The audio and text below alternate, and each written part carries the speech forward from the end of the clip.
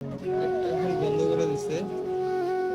এখান থেকে দেখা যাচ্ছে টিম দিয়ে সম্পূর্ণটা ঘিরে ফেলছে, যেটা খুবই একটা ব্যাপার। থমথম একটা পরিবেশ অবস্থান করছে আজকে পঞ্চম দিন, যদিও